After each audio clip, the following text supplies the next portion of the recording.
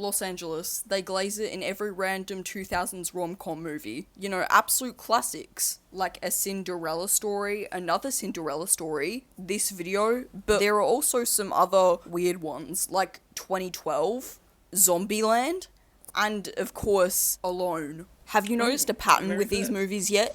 They're all disaster movies, which actually makes perfect sense because LA in itself is a disaster. Just look at the name. It's certainly the most angelous place I've ever seen. It has no hope. Just a smouldering hellhole full of weeping and despair, which you can still visit today. The sun is scorching, the crime is off the charts, and this may have even been the place where Brian Epstein might have lived before he moved to his fateful island. Actual fun fact, there's a game that people play where they go to a random street in Los Angeles and move around until they find a homeless tent. Let's see how long I can survive.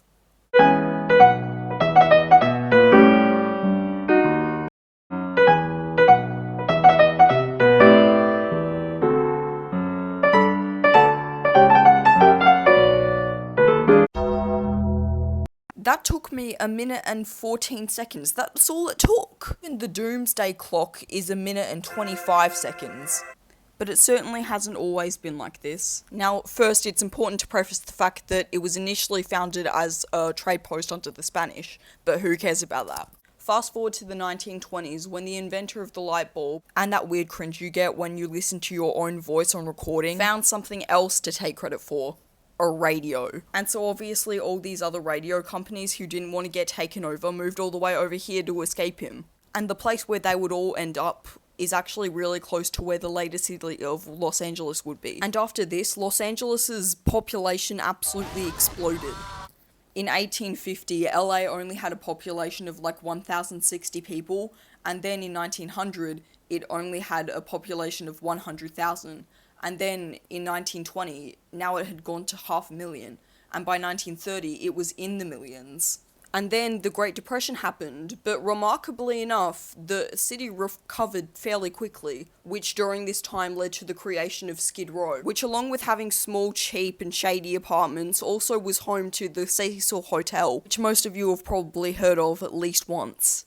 Then after World War II, the population started going up like crazy again, eventually surpassing Chicago to become the second biggest city in the US in 1984. And after all these great events, it seemed like nothing could go wrong.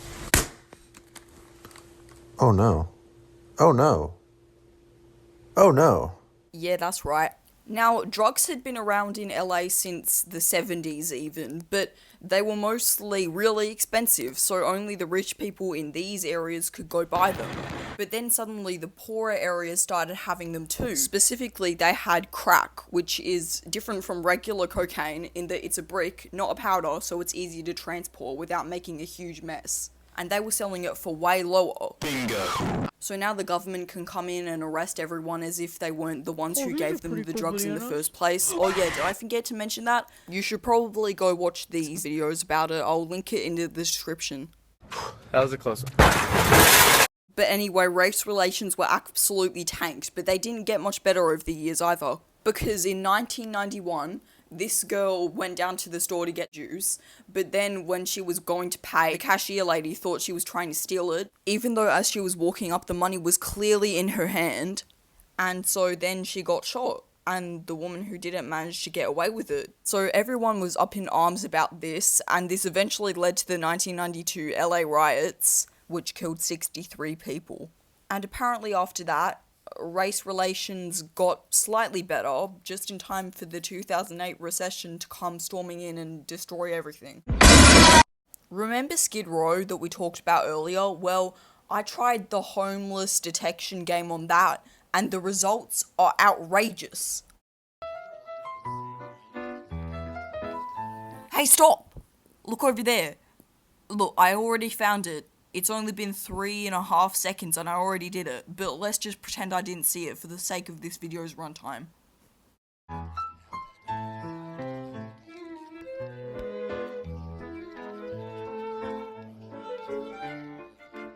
Come on now, dawg. Come on, man. And get this, there's so many homeless people that they have to have anti-homeless zones. How can you hate your own population this much? Come on. Maps of homelessness should not look like little patches of mosquitoes like this. And when you put this along with a map of all of the drug users in LA, then they match up almost perfectly. So now drugs are so prevalent that even homeless people have them. Also, why does this shit look like a piece of art? It's almost poetic in a way. And then there's this map of violent crimes in LA. Look at this. This looks like something out of Ogario. And when we put this Ogario looking ass map over the other two, they again match up perfectly. How many other trifles of maps are we gonna have to go through like this? Dang it, this can't get any worse! Dang it, this can't get any worse! So I did some reading, and apparently there are two main gangs in LA whose names I can't say because YouTube is YouTube. And so they each have like a color associated with them. And so if you're wearing the opposite gang's color in that gang's territory, then you could get shot. So imagine if you still didn't know anything about this, and so you were wearing the flyest outfit you can find, and it's just happens to be in one of those colors, so then when you go to some random place that happens to be a different one of those colors, then you get shot. That is messed up. And both of them have killed 40,000 people between them, and are both still active. And the government keeps shooting itself in the foot, catching them in a shootout, and then they still escape, probably stealing one of the cop cars on their way out.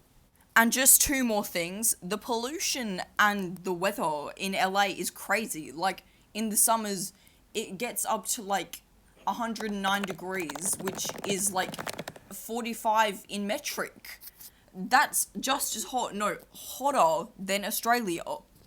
And once it got so polluted that they couldn't see the sky, so when there was a power outage and there was no more smog in the sky, like it all cleared up, then everyone started panicking because they thought like the Milky Way galaxy was actually a bunch of an alien spaceship coming to invade the world. You can't make this shit up!